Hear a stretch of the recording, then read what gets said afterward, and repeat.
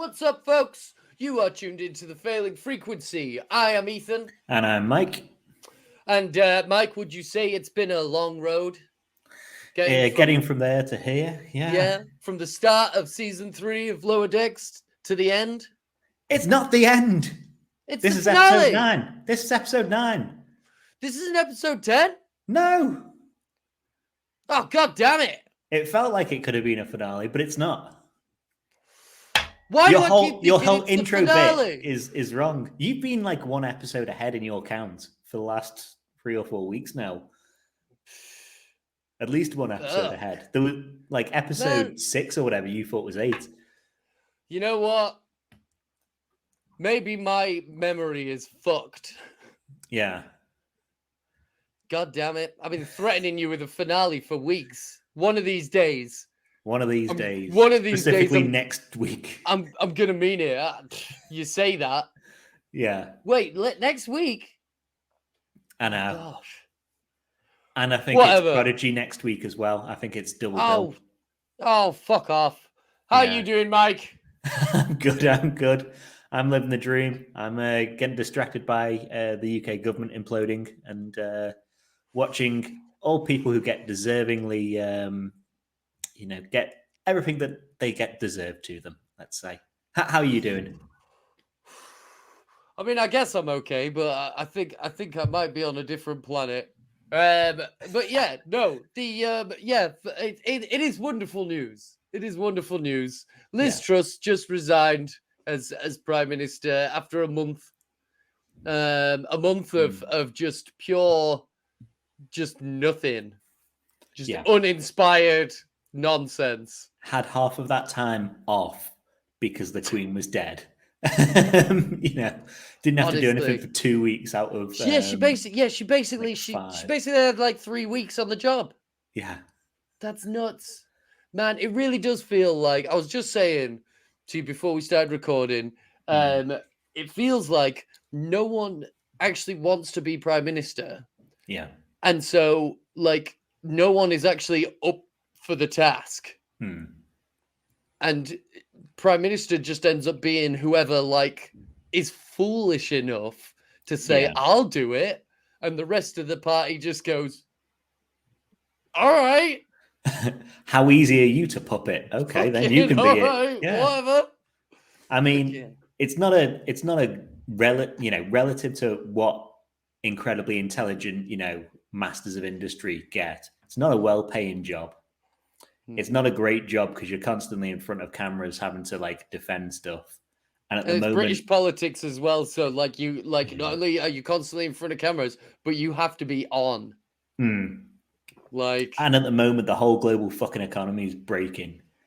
So you're going to be blamed when inflation, goes up, even if it's only by 2%, never mind the 10% we've got at the moment. So, it's a bad job and a bad time for anyone to get it. But it's still great watching people who didn't deserve it anyway getting royally lampooned. Anyway, we're supposed to be here talking about Star Trek, aren't we? Oh, yeah, Star Trek. Yeah, we got some news. We not a lot of news, but the news that we've got is all good news. Not all good news, but it's all good chunks. Yeah. All nice, meaty chunks. And then we've got an episode of Lower Decks, not the finale, to talk about. Fucking hell, man. If you want to skip to that, there's time codes down below or whatever. I've just got to delete a couple of my notes. Son of a bitch.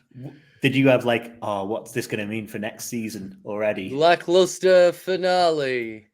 Okay. Let's get on with the news.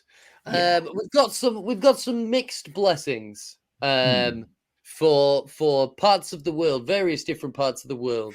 Let's start off with some sad news. Sad news for the Trekkies of France, Germany, Switzerland, and Austria. As Paramount Plus has announced that they will be launching in those regions on December 1st through the 8th. Sorry, guys, but you too will soon be cursed with Paramount Plus. Yeah. I can only hope that you get a better launch than the UK had. You've got something more approximating the US. But, who knows? Yeah. Fucking Germany, Switzerland, they are going to hate how inefficient that app is. Yeah. It's just... And the Germans are a big market for track as well. France, not so much. But Germany loves track. No. And, yeah, it's going to have to deal with the app. The dreaded app. Terrible news. Thoughts and prayers to you all. Yeah.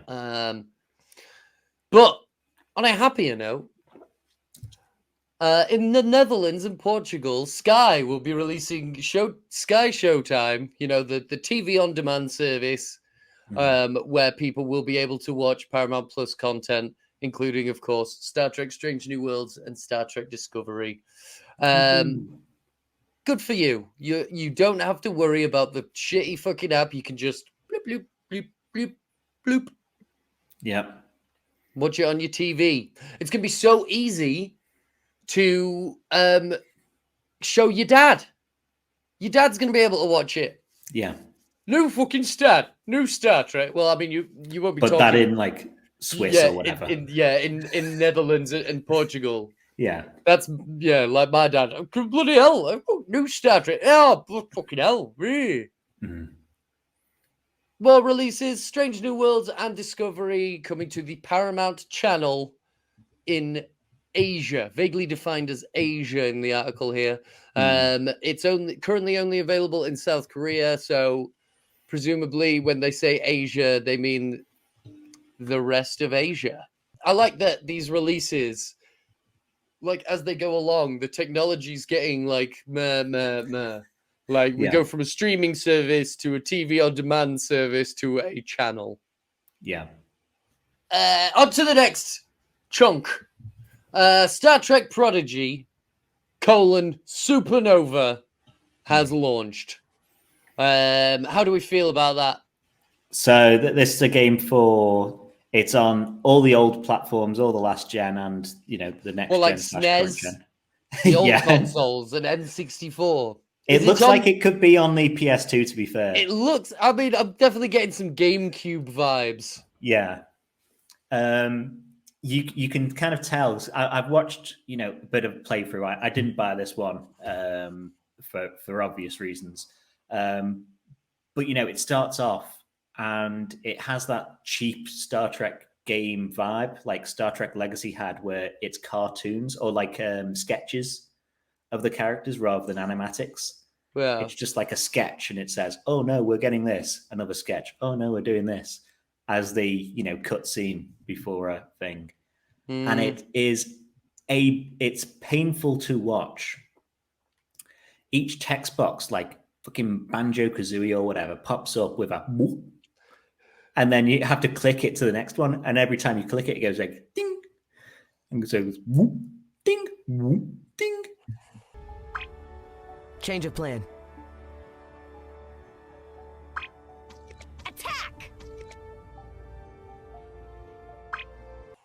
And with like ridiculous gaps in between where people talk, like text box pops up, and then you get the video.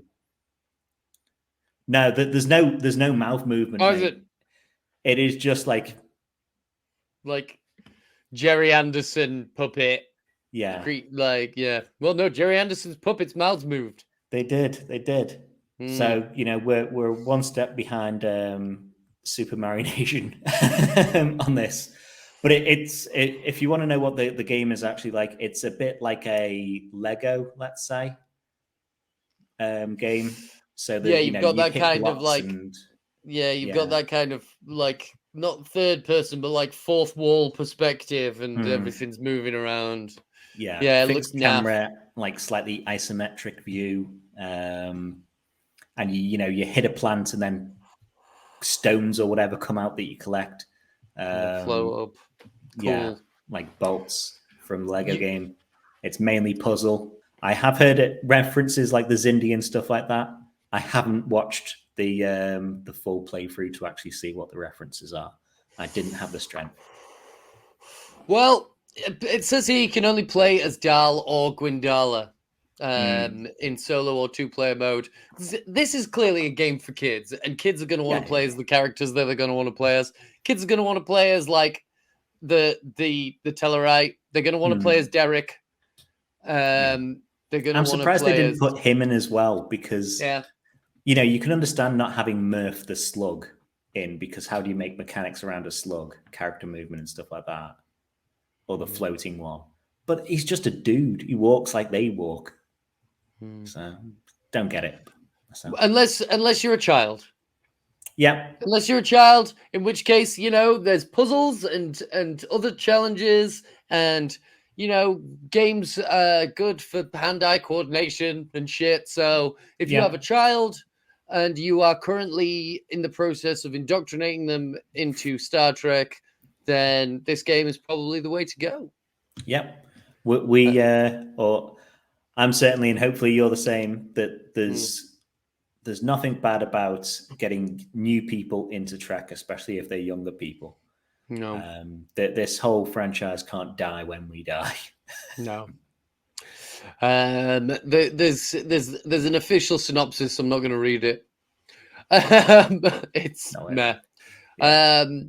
But yeah, so we've had this dropped on our laps, and the game that people actually are interested in playing, Star Trek Resurgence, has been pushed back to at some point in April 2023. Yeah. We got a little release from Dramatic Labs. Production has been advancing steadily all summer, but we have made the difficult decision to move our release date of 2022 in order to give the game a final coat of polish and create a truly immersive Star Trek experience. We're planning to release Star Trek Resurgence, in April 2023. Our love and admiration for Star Trek is instrumental in this decision. We're proud of what we've accomplished so far, and this continues to be a passion project for everyone here. We're incredibly grateful and excited to be able to work within a universe that means so much to so many. Hey, man, at least it's not just being delayed for no reason. Seems like they are, and especially, with all we hear nowadays about game crunch, game dev crunch. Yeah. I'd rather a game be delayed, A, to make a better game, and B, to not have to have people work 120-hour weeks away from their family continuously. So good on them. I can wait a couple more months. Absolutely. I mean, to be fair, if they're working with Paramount, there might not be necessarily so much game crunch going on, even, because Paramount, as we've said, don't seem to be able to organize a piss up in the brewery. So maybe they're not pressuring the devs over at Star Trek Resurgence. So maybe they're just, you know what? We're actually going to take our time with it, since you guys don't seem to have the same kind of urgency as everyone else. It would feel a bit mad as well. I know they're for completely different demos, but having Prodigy Supernova launch and then a month or two later being like, and here's another game. You haven't had a Star Trek game in a decade, but here's 2 games within 2 months. Yeah. What is the deal with Resurgence again? It's like a choose your own adventure, choose your own speech bubble. Yeah, it's like that. It's the same company, I think, or like a spin-off of the same company that did the Wolf one and the Batman one. So it's the same sort of thing, and it's set before Spock, travels into the Kelvinverse, because he's in it, and you get to diplomacy with Spock. Legend implies the past tense, whereas I am very much focused on our present circumstances. I didn't mean to suggest you were stuck in the past. Cool. That's the thing. That's the thing that Star Trek Online is missing. You can't do a diplomacy. Yeah. Yeah. So by the look of this, it's.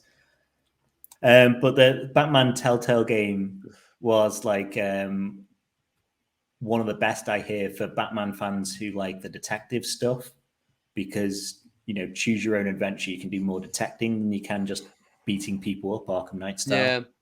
And hopefully this is the same diplomacy stuff. Yeah, and like they would have different endings on those games from what I heard. Like if you like, because it's detective work, and if you deduce the wrong conclusion, like you fuck up. Yeah. Unlike there was a Sherlock Holmes game where like no matter what conclusion you came to, it was the right deduction. Yeah. It's like Lame. What's next in news for us, though? So next, a new book from Smithsonian Publishing, Space Craze: America's Enduring Fascination with Real and Imagined Space Flight. It's a space history. It's described as a space historian's tour through astounding spaceflight history and the Smithsonian's collection of space and science fiction memorabilia. It's basically a look at the cultural impact of spaceflight, both like real life space exploration and space flight, and as it's portrayed in film and TV. Looks like it's going to be interesting, but relates more directly to Star Trek because there is a full chapter dedicated to Star Trek titled Star Trek Lives. Like, because the book's all focusing on like the cultural impact of these things. It talks a lot about the fandom, which is nice because that's us. Have you ever seen Trekkies? I have. Have you ever seen Trekkies 2? I think I have. It would have been a couple of years if I have. Do you remember when I told you about the guy who made the Star Trek flat and how he turned out to have possession of loads of child pornography? Yeah, he turned out to be a wrong un. Yeah. He probably would have loved Star Trek Prodigy coming out. Yeah, I bet. Yeah, man. And he would have loved this book. God knows, books are some of the only entertainment he has anymore. So if you go over to trekmovie.com, they've got an article on Space Craze, which includes quite a large excerpt from the book. I hope it's not the entire chapter because they've kind of given the don't want to blow their load. Yeah. Here's an extended excerpt. It's quite long, but I just wanted to read you a short extract that I found.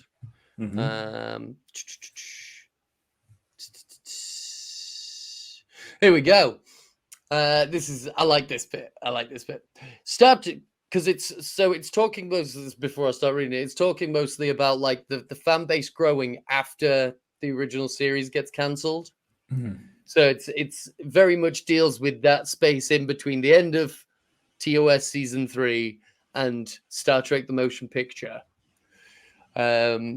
Star Trek's fan base took form during the show's initial run and persisted even after the end of the third broadcast season.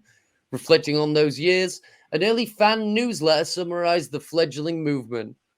For 3 years after Star Trek's demise, the Star Trek's fandom has grown. Individual pockets of fans across the world thought they were the only ones left. Despite that perception of isolation, the makings of an esoteric and eccentric network existed. As the same publication reflected with some affection, the show's followers were a vast, complicated, highly interesting, volatile group of people. Yeah, and other than them being more connected nowadays by the internet, still rings true today, doesn't it? Absolutely, absolutely, man. The Trekkies have always found a way. Yeah. Yeah, man, I love that. I love it when people find a chosen family, a community. It's great stuff. We have our own little Star Trek community, don't we? Yeah, that's why, we've got the Facebook group. That's why we've got people who, the small handful of you that watch here, you're all brothers and sisters in arms. Right on, man. Right on. In super happy news, obviously Star Trek got snubbed, as it always does at various award ceremonies recently. But fear ye not, because while Star Trek Discovery may not be the best show on TV, it certainly is one of the gayest.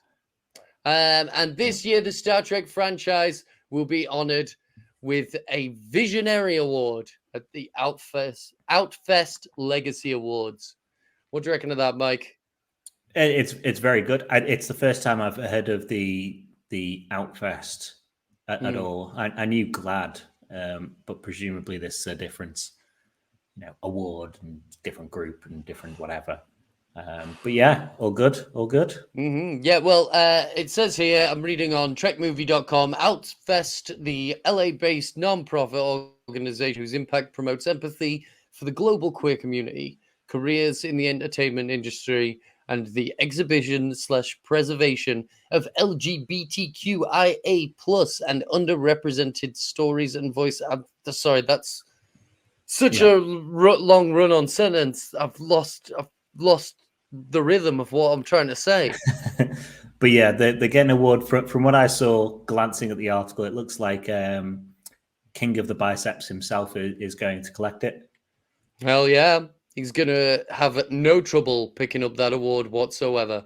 Yeah. He'll just have to watch out when he picks it up. He doesn't accidentally throw it a mile in the air. Yeah, man. So yeah, great stuff. The Star Trek has always been very ahead of the curve with social issues. Obviously, race and equality has been tackled since the early days. Lightly touched upon in Next Generation, but explored a lot more in Deep Space Nine, and then obviously dove headfirst into by Discovery. Yeah, I know a lot of members of the community, and they're all massive Trekkies. Yeah. Of course. It's always been a very open community, and if you are under the illusion that it isn't an open community to those people, leave. You can just make like Liz Truss and take yourself out the fucking back door. Yeah, don't want to see your 44 days now. Yeah, man. Don't want people to see you leaving my house. Yeah. Anyway, next news. Last bit of news in a interview with Esquire, the Rings of Power showrunners.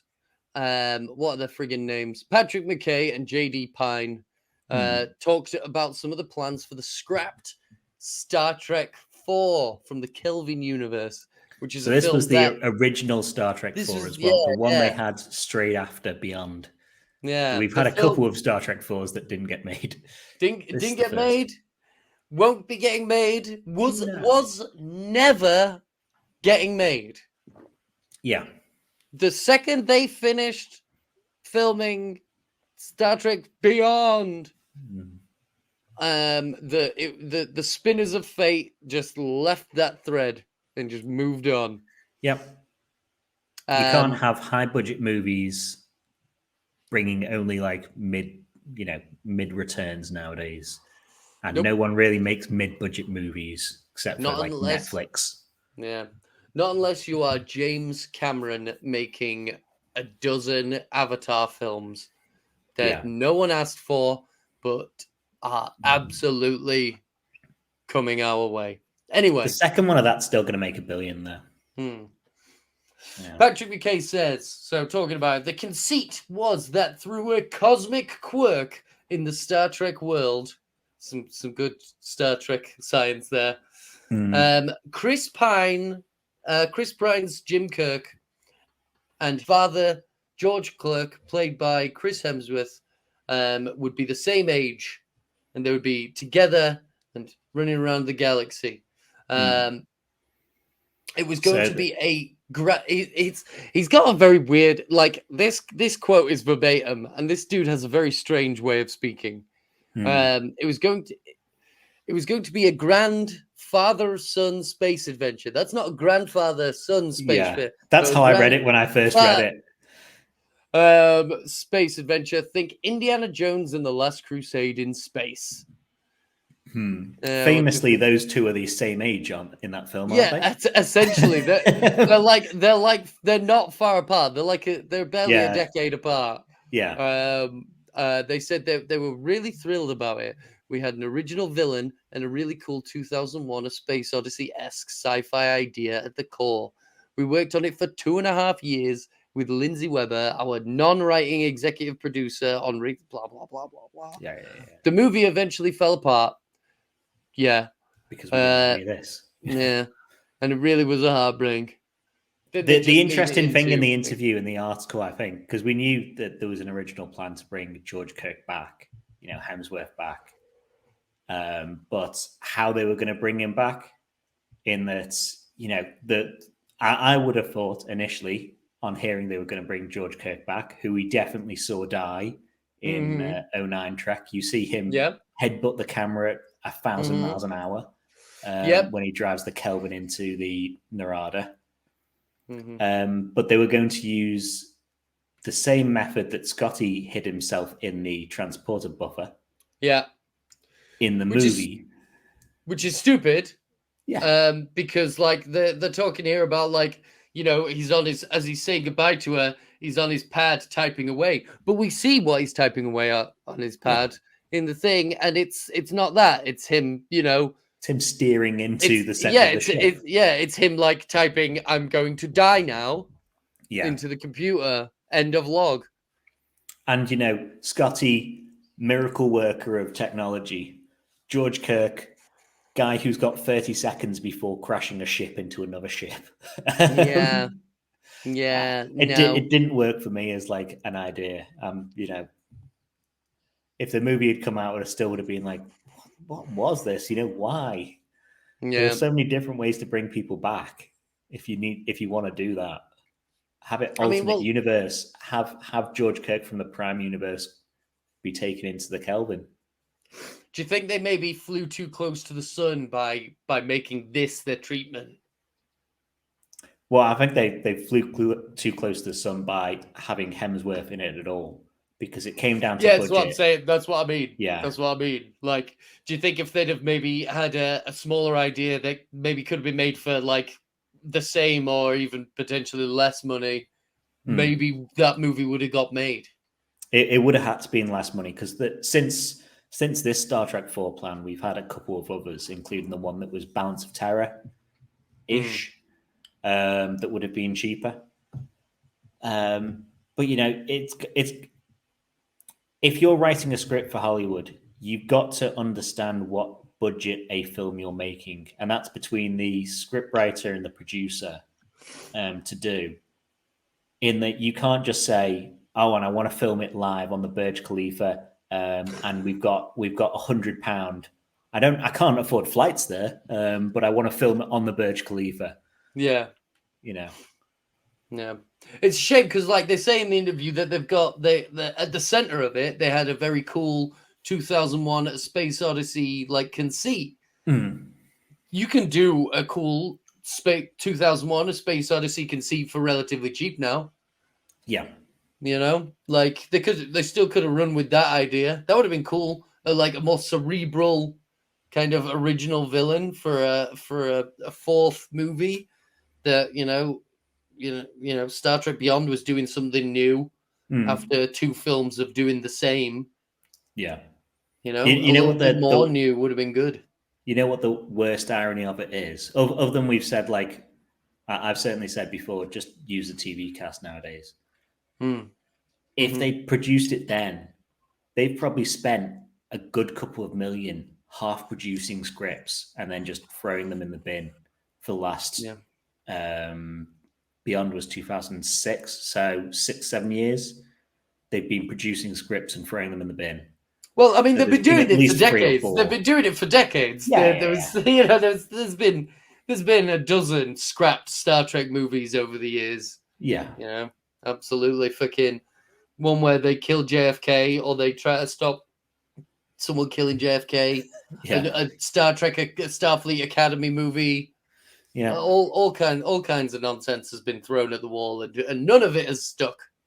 No. Still, Indiana Jones in space sounds fun. Yeah. Well, next season of Disco, they keep on saying it's Indiana Jones in space as well, don't they? So, Jim was the dog. This is the big reveal that his name's actually George Kirk Jr. No, because in 09 they explain where his name comes from. Because I've watched the scene of George Kirk's death. Tiberius was the dog. Yeah, they say, why don't we name him after your father?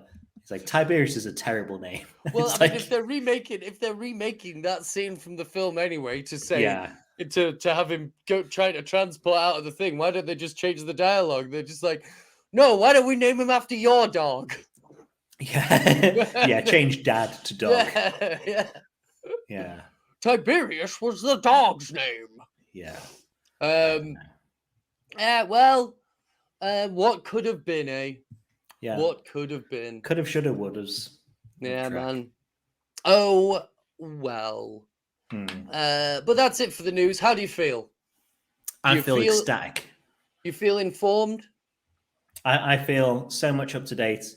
I'm even going to refresh like Trek Movie now to make sure we're not missing out on everything. Oh man, we do. We often do. Sometimes we'll record an episode and then sometimes just one, sometimes a couple of news stories will pop off as we're recording. Bastards. Yeah. There's nothing on there, so I'm thinking we are so up to date. You know, can't get more up to date than us, other than the 12 hours it's going to take me to edit this. So, should we go on to the actual episode? Oh, Christ, I don't know what the episode's called. Okay, there we go. I know what the episode's called. Should we go on to our episode of Lower Decks, Trusted Sources? Trusted Sources? It's the penultimate episode of season 3. Oh, can't it just be over? Honestly, I don't know why. I just keep thinking it's episode 10. Yeah. It's stuck in your mind. It's stuck in your mind. But non-spoilers, what did you think of the episode? Yeah, I thought it was good. If it had been the season finale, I would have found it somewhat lackluster.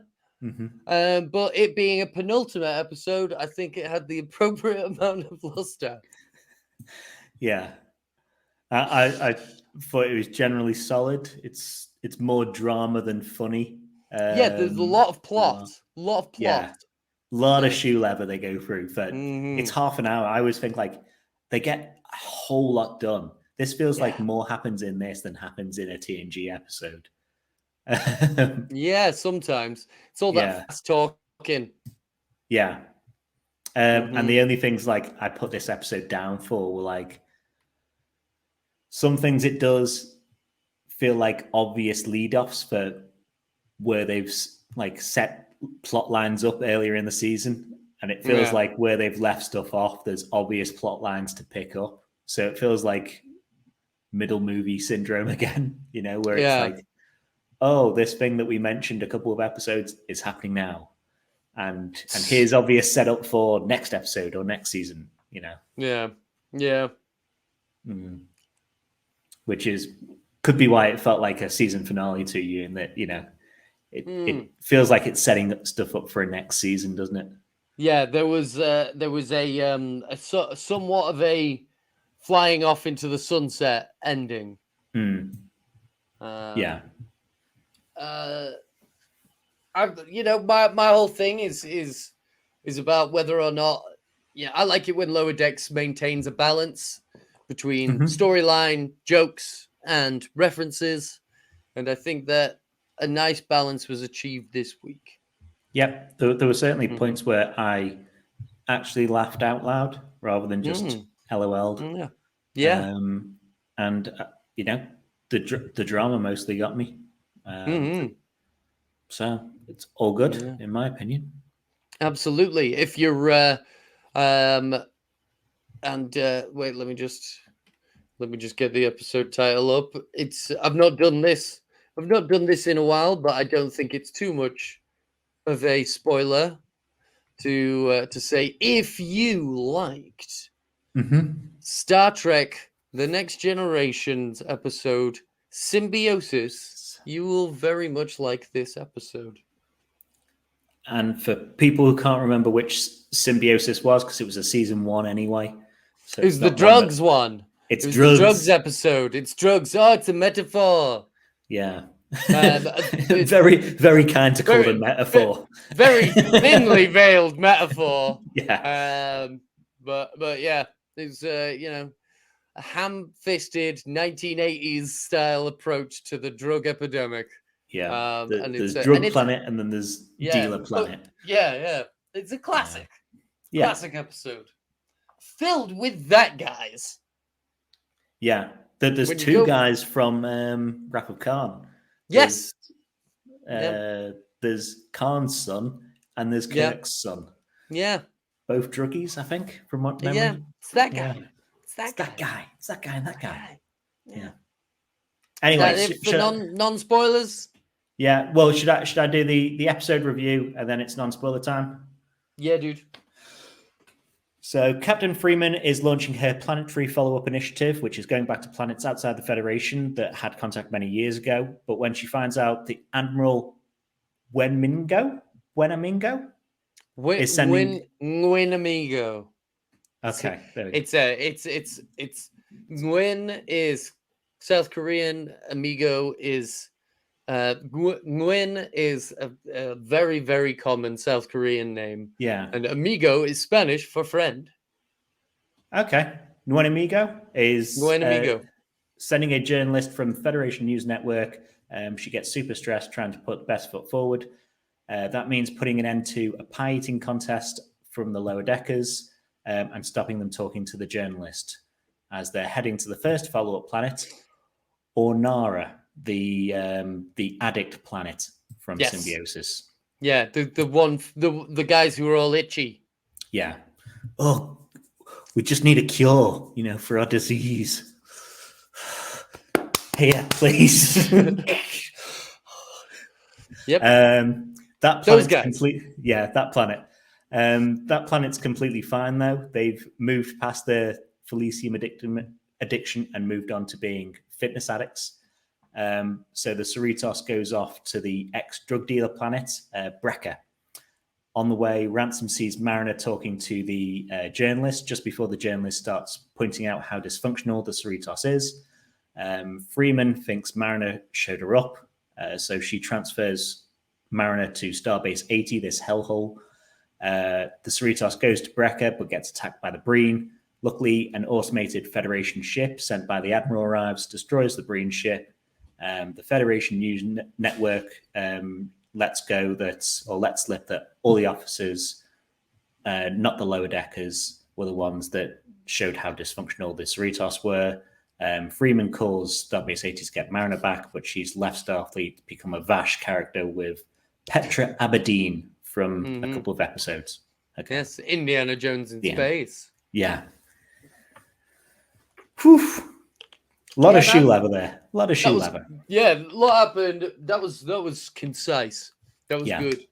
I was thinking before we want to talk about this episode, because this is so very strongly on the symbiosis episode. What do you think of Picard's symbiosis solution? It's that kind of old sort of liberal attitude of like, it's not even that it's like the liberal attitude of like, it's fine if we just kind of leave people to their own stuff, but as long as we're not actually doing harm, then it's okay. But the thing is, like, they were actively asking for help, and so Prime Directive doesn't apply. And also, just taking the drugs off them and leaving them to go cold turkey is not necessarily the right thing to do. Even if someone is going cold turkey, they're either in a facility where they're being looked after, or they've got friends who have locked them in the bedroom and they're putting food under their door while they sweat it out. It did feel like that sort of I'll lock my drug addicted son in the cupboard for a week and he'll be fine. Yeah. Don't get me wrong. If that is if that is genuinely, if you feel that is necessary, don't lock them in a cupboard. Just lock them in a room with a bed and water and food and maybe some Valium. But this is the thing. Even then, and certainly now, we know that there are better outcomes if you ease people down from drug use, and that can be putting them on a different drug that gives a different high and easing them off that over time, compared to just being like, see you in 14 years. And we see in the episode that the drug addicts became exercise addicts. Yeah. And sometimes if drugs are destroying your life, stop taking drugs. But sometimes it's better to, if your friends and your family are saying you're being a bit of a cunt, maybe just reel it in. But you don't have to stop doing drugs. You definitely don't have to become a douchebag fucking gym rat. Like, oh my God. Like it happens a fair bit in real life as well, where like it really does. People have addictive personalities, so they find something more positive to be addicted on. Yeah. And it's rather than being constantly, these guys are running 10Ks constantly. So yeah, and in many ways, isn't that worse? Worse for your knees, maybe. Worse for your knees. Well, no, it's just more. It's worse to be around them. If everyone's like that, everyone on that planet's like that, and they don't want other help. So everyone on their planet is gym mad. I know loads of drug addicts, and I know loads of people that go to the gym, and I know who I would rather take to a party. Yeah, but you're the different thing here. If everyone was someone that went to the gym, including yourself, that's their planet. That's that's why they don't want the Cerritos there. It's just like, yes, but as they say, they are not actually tackling their problems. They say they run until the voices stop. We got a great little mural. I love this. I'm looking at the image now. It's so funny. Just that, at first, there goes the Enterprise. There goes the Enterprise, and then we freaked out. Yeah, and then we were fine. Yeah, they're not actually dealing with their issues. Unlike me, who has been going to therapy for the past few weeks, and I'm happy to say that it's going very well, and it's very good. So far having a very positive effect on me. That's what we like to hear. Yeah, I just think Picard, if he actually organized another ship to go by and keep helping them, not necessarily delivering them Felicium if he didn't want to do that, but if these people are killing each other because he's cut them off from their supply, and likewise the other planet who was completely reliant on all the other industry, and they're like, nah, you're gonna have to learn how to grow food yourself again. Like that. It's just it's a you can't. A society isn't something that you can just set and forget. Yeah. It's a kettle. You've got to make sure it doesn't spill over. Yeah, man. It's it does remind me of that whole just don't buy drugs. You can't do drugs if you don't get drugs.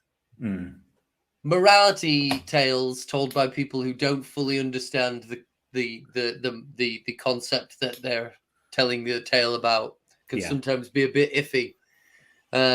Still, classic episode. Yeah. I think it's one of the better ones in season 1. Season 1's very sketchy. It's season 1 as well. God. Yeah. Wow, man. Season 1 of Star Trek Next Generation. They really were they really did try to just bust out of that fucking gate. Metaphor, drugs, sex episodes, fucking racism, really racist episodes. God, they were fucking. They went full throttle. Pardon me, I keep burping. It's because I've been drinking beer and sparkling water. While you're burping, I will say the pie eating contest might be a reference to Breaking Bad. So in Breaking Bad, Badger, you know, the bigger mate. I have not actually seen Breaking Bad. You've not seen Breaking Bad? I'll put the clip in the video. The Enterprise is 5 parsecs out of Rigel 12. Nothing's going on, neutral zone is quiet, the crew is bored, so they put on a pie eating contest. The whole crew's in the galley. They're eating Tullaberry pies. Tullaberry? Tullaberries. From Gamma Quadrant, yo. That's Voyager, dude. Okay, blueberries then. They're eating blueberry pie. I'm waiting for Better Call Saul to be over. Which it might be. I think it might. Is it? Are you sure? I'm pretty sure there's another season. It's done, isn't it? I'm pretty sure it's the finale this week. I'm pretty sure the finale of Better Call Saul was today. Your calendar, mate, is way off again. Are you sure? Yeah. So in Breaking Bad, this one stoner character is talking about a pie eating contest on the original Enterprise, the TOS. Was it the last episode of the pie eating contest? Well, on the day. And he was like, "Oh, but Spock doesn't know why he's losing, but the guy's like beaming pie out of his stomach."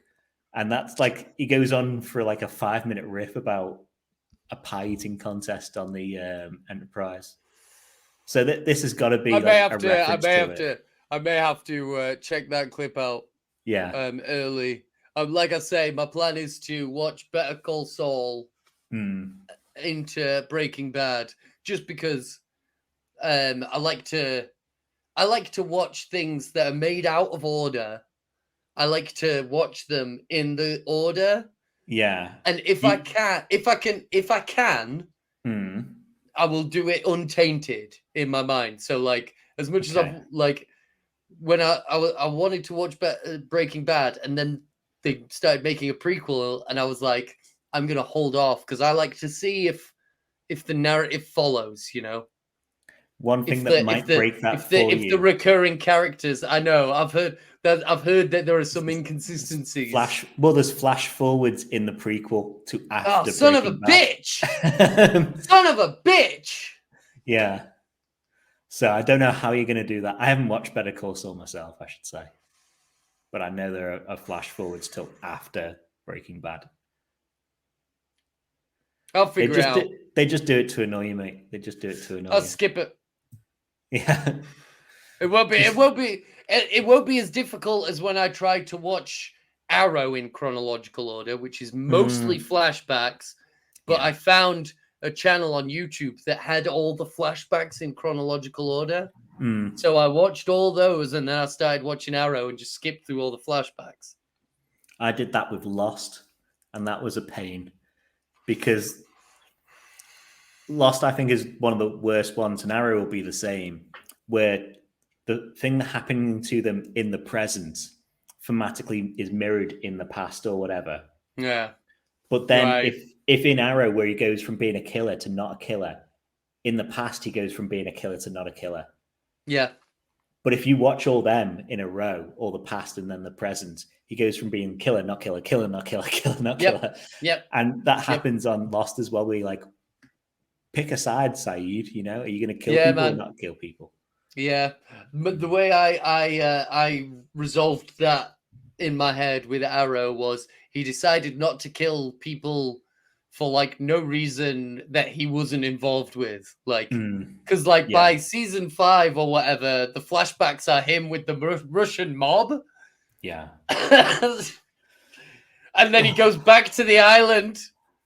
Yeah. He goes back to the island that he was marooned on to get picked up after joining the Russian mob. Yeah. That's about where I left off Arrow. By then I was like, no, thank you. None of this. No more. Black Mirror there is a list of it all in chronological order, and it's quite it's quite fun to watch all of Black Mirror in chronological order because a lot of the episodes are set like now. Yeah, and then it's like if you've ever seen this show you watch years society, and years, it's like like you watch society like go up and down at the same time, like ooh. Yeah. But anyway, we're here for Trek, aren't we? This note, I'll knock this note out. Yep. While we're talking about the pie eating contest, Rutherford says he's been starving himself for days. Now, if you find yourself about to enter any sort of eating contest, right? I might not look like I know what I'm talking about, right? But I had a good friend who once won a fucking stupid steak challenge at a cattleman's restaurant in Harrogate a few years ago. And this is how he did it. He ate shitloads for days leading up to it. Like fucking as much as he could constantly. Then had a big dinner the night before, went to the gym, had a massive shit in the morning, went for a run, just emptied his body. Yep. And then he fucking smashed that bastard. Fries and sides and all. And watch out for this. Liquid fills very quickly. Yeah. That's where they get you. Yeah, man. Pace yourself. Yeah. It was one of my laughs, out loud laughs of the episode as well, where the pie eating contest is cancelled and they go out and they're saying, there's plenty around here to do that doesn't involve sugary diarrhea. And Boimler's going, maybe for you there is. Maybe for you. Yeah. Did like that one. That was good. Yeah. I laughed outside of the episode. I checked something out that we've not checked out for a while. When we were doing Strange New Worlds, we were checking out the Stardate. Yeah. And this episode is set on Stardate 58496.1. And do you know what that date is on Earth? November 13th, 1980. 1980. So presumably it's the birthday of a member of production crew or something. Yeah. But yeah, it's fun to think that this episode was set in the 80s. Yeah. Rather than the 2380s. Yeah, man. It's only a couple of hundred years off. I know, it's completely anachronistic. Only one character had their sleeves rolled up. Yeah. There were hardly any massive shoulder pads. So now we can actually talk about it. Did you think the drama of the episode, did it all work for you? And I'm asking, slightly pointedly, because when everyone was against Mariner, that felt like slightly overdone, including when Jennifer was. Well, I mean, her mum disowning her, I thought was an extreme reaction. Yeah. And as I was thinking that, we're led to believe that Mariner is the one that's disclosed all this information. Mm-hmm. And I'm thinking, that's really stupid, Mariner. So I'm thinking, at this point, Mariner's done something really stupid, and her mum is overreacting entirely. Equally stupid. Yeah. Equally stupid. The crew's reaction, considering that, what as far as they're concerned, Mariner has aired all the crew's dirty laundry, which has then been blasted out over the internet.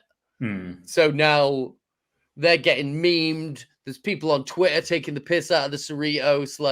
They're a team, and as far as they're concerned, one of their number has kind of betrayed them. So that whole reaction from the rest of the crew, I kind of understood. It wouldn't, I'm not saying it was an okay reaction, but I definitely saw where they're coming from. I just think the only people who stick by it are the other lower deckers. Boim was saying, doesn't matter if you did it, just apologize for what your mum thinks you did, and it'll be fine. But Jen, bullshit.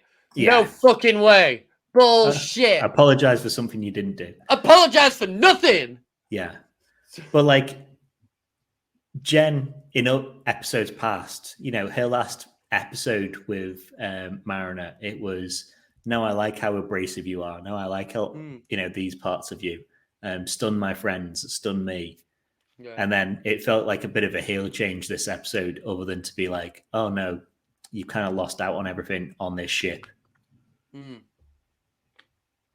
And that it did work. Like the this always happens to me. I'm going to have to leave this ship like I've left so many others behind before. That worked. That was like good emotional bits for Lower Decks. That's one of the best emotional bits we've done. Because as far as because she actually knows what she said. So she knows that she actually hasn't done anything wrong. Mm. And so from her point of view, it's like, I tried to go and be nice, and I said a bunch of nice things, and everyone fucking kicked me off the ship. So yeah, fuck them. Yeah. Yeah. Some of the things that were said, I laughed out loud when the journalist accused the crew of the Cerritos of being silly. Yeah. Silly? Silly things happen here. On the Cerritos? Dare they? How dare you? What's silly about issue 2 of Lower Decks, where the crew of the Cerritos face off against Dracula? Yeah. What's silly about that? Yeah. I think she's a very sneaky journalist as well, or a good journalist in that being sneaky. It's a fucking journalist, isn't it? She managed to pull information out of people without them knowing. And it does seem like she's lying when she's like, oh, California class, because later she's saying about doing stuff during the Dominion War. And if it's your first time on a ship, but you were somehow covering the Dominion War, God only knows what you were actually doing. Yeah. Stuff on planets, maybe. That's it. Star Trek, innit? You're either on a ship or you're on a planet. Oh, she could have been on a starbase. Yeah. Still got to get there somehow, though. And if you've got there to a starbase or to a different planet, you traveled on a ship. Yeah, likely. Yeah. She reminded me a lot of the reporter character that was in The Expanse, especially with the flying camera, the drone camera, the first of 2 drones that we get in this episode. That little drone camera that we get, reminded me of that, which I always liked. That episode of The Expanse gave me a good idea for that's where I got the idea for a Star Trek mockumentary. The Office in Space. Yeah, it was the camera work in that. Yeah. That could be done. That could be done.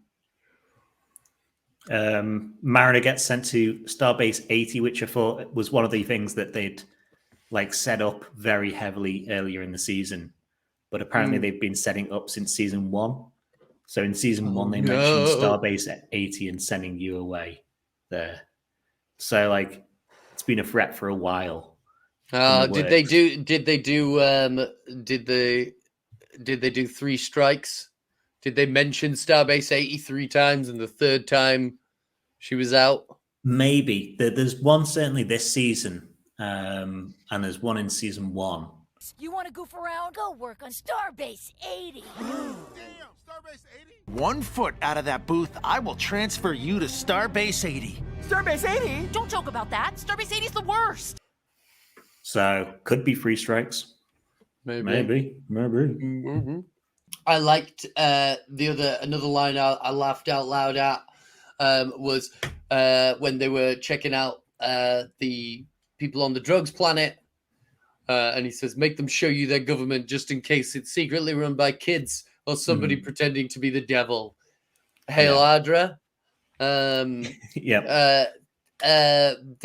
quickly we get a mention of Landru. But who are they referencing in the kids? What government was run by kids?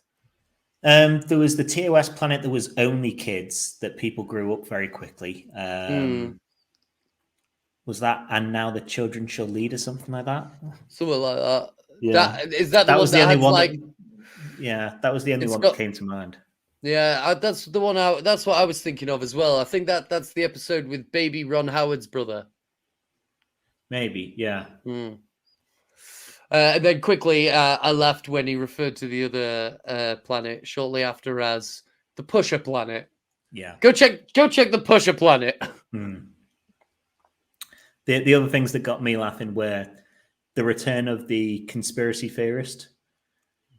So, Mariner's walking through the corridors and everyone's... That's what that's about. Right. Yeah. So he was the same guy as like Wolf 359's an inside job. Right. The meme. Yeah. And in this, he's going like, I know this is like just temporal war, Cold War shenanigans, but you really fucked us over or whatever. That's what that line was about. I thought that was like, I've got that in my notes as like foreshadowing. Yeah. Daniels ? Is that foreshadowing?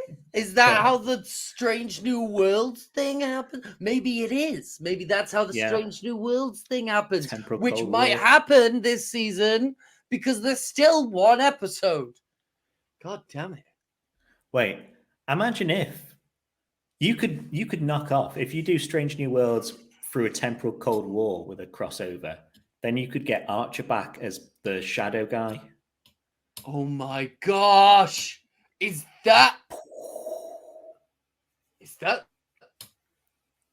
who the shadow guy was? Some of the theories were Archer was the shadow guy. That would have been cool. Yeah. My other big laugh of the episode was Dr. Miglio getting the command. He's being like, yeah, man. Hail my mother. Hail my Meemaw. Hey, Meemaw. I thought it was funny when the captain comes in, sees and goes, Meemaw? Like, she knows her as Meemaw as well. Yeah. And he's going like, oh, you shouldn't call me at work. Goodbye. Paul F. Tompkins has just got like one of the funniest voices, Yeah, he's great. Yeah. Did you notice that did you notice that we noticed last week that the animation was of a was noticeably better. Yeah. I noticed that the animation was consistently as good this week. There was a lot of like little moments like Captain Freeman fixing her hair and like glancing at the camera as she's talking and stuff. There was a lot of like little moments like that were that you know, little micro expressions and inflections and stuff that were showcased really well in the animation. Yeah, for the most part. And I thought the main like attack of the Breen on the Cerritos was good. I thought badass. I thought the design of the Texas class was quite boring. Yes, kind of, because you see like the bottom of it, and it's just like very smooth. There's not much to it. Yeah, it's kind of like the Nova class with less teeth. Yeah, yeah. Not much to it. It's a fucking drone. Fucking drones, man. Do you want my conspiracy theory? Robots coming for our jobs. Do you want my conspiracy theory? And I'm going to be that the Wolf 359 was an inside job kind of guy. Go on then. The Admiral knew the Breen were on the planet, or they weren't actually Breen, they were Section 31. Yeah. Because that automated ship was mighty close to the Cerritos, wasn't it? Convenient as hell. Yeah, I definitely my conspiracy tourist ears pricked up at that. Yeah. So this is another false flag operation by the Federation potentially. Yeah, we're getting drip fed a lot of Black Ops style shit. You know, Rutherford's shady, amnesiac, hazed past. This shit. William Boimler. William Boimler is now Section 31. You know, I think. I'm starting to question whether or not Wolf 359. Well, it definitely was an inside job. Picard did it, didn't he? He had his Yeah, body but I mean, taken like- over, his mind taken over, but he did it. But I mean, like, what else? You know? Yeah. Do we know if starship fuel can melt steel beams? True. Who knows? This is also where I'm like, when I was saying, I think this lays a lot of groundwork for like a follow-up or whatever. They say there's 3 automated ships, but we already know that there's Peanut Hamper, there's Agmus, and then there's like Badgie or Control or, you know, one of these other things.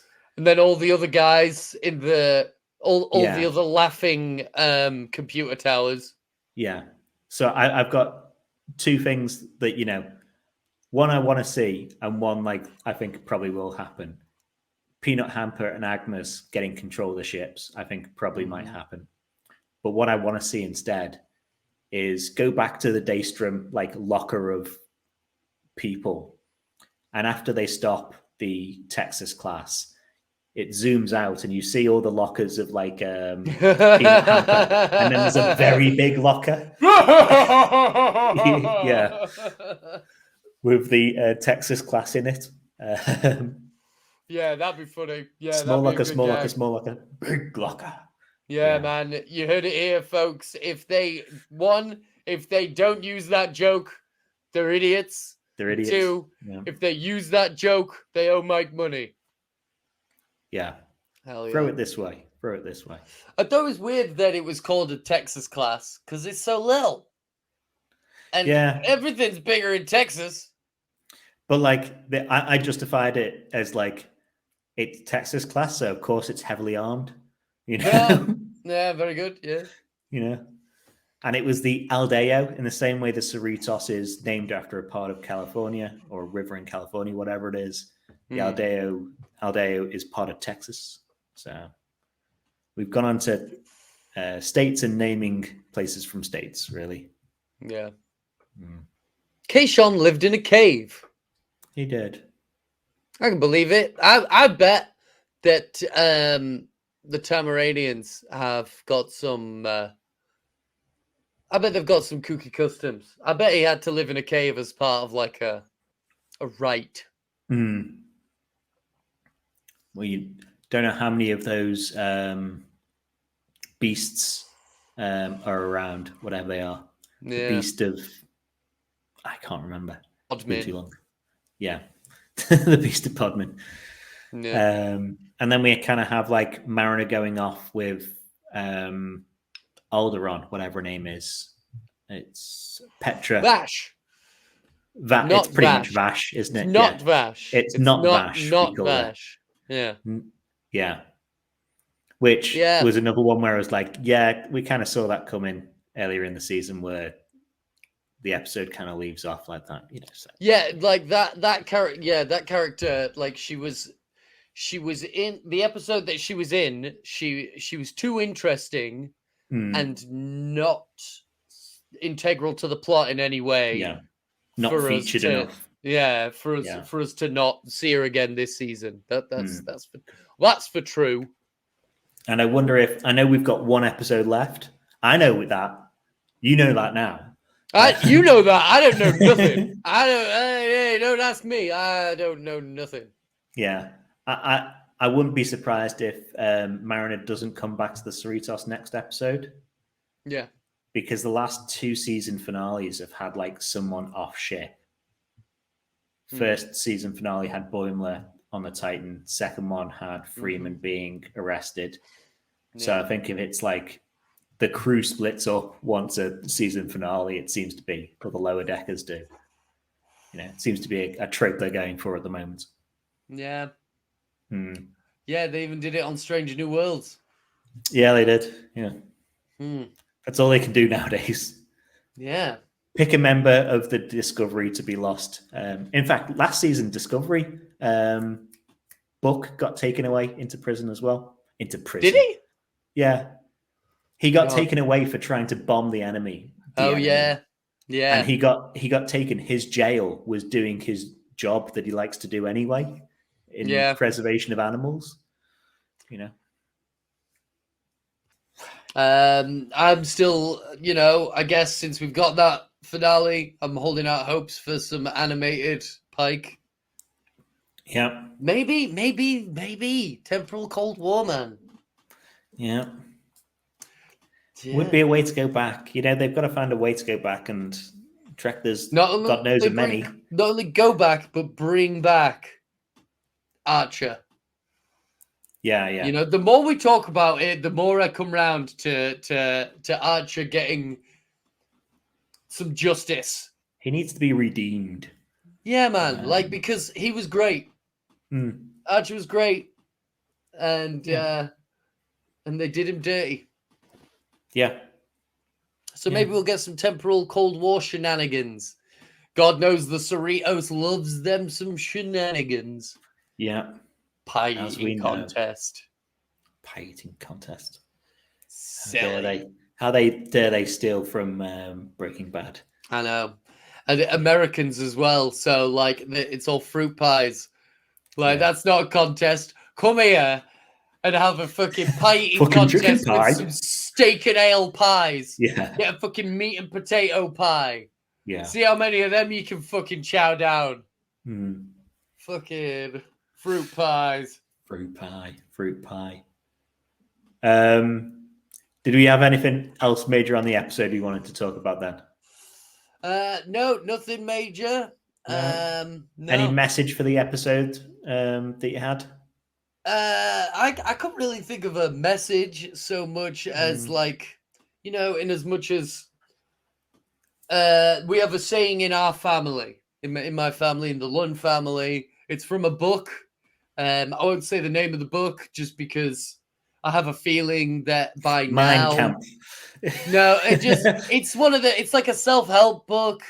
Okay. For families. But I have a feeling that if I go back to it now, I'm gonna see that as time's gone by, some of the concepts have maybe become are now seen as problematic. Yeah. So I won't say the name of the book, but one of the rules in the book was to seek to understand before being understood. Yeah, it's an important thing. I use it in my life all the time. I use it at work. I use it with, I try it with my partner's kid. I know my brother uses it. My sister uses it with their kids. It's an important thing to have in life, and it's important axiom. It's a good saying to have, because you've always got it. You can say it to yourself. You can say it to other people. Seek to understand before being understood. Yeah. That's better wording, because I was desperately trying to put into words, and the best I could do was people deserve the benefit of the doubt and might not be as bad as you think. Yeah. Yeah, definitely. And one that we're going to like less because it's military, loose lips sink ships. So yeah, there is that. Yeah. Actually, do you know what? I'd say that's the most important message. All right. Loose lips sink ships. Main takeaway from the episode. Keep your mouth closed around reporters. Keep your mouth closed around reporters and cops. Yeah. If you're ever picked up by the police. Yeah. And if you have to answer, don't say more than you have to. Don't say a fucking thing. And if you have to answer a question, simply say, I do not recall. Yeah. Have your lawyers present. Have Saul Goodman linking it back. Yes. Always have always have a lawyer present if you are dealing with the police or your mother. Yes. Yeah. And on that startling revelation, I will say... live long and prosper, motherfuckers.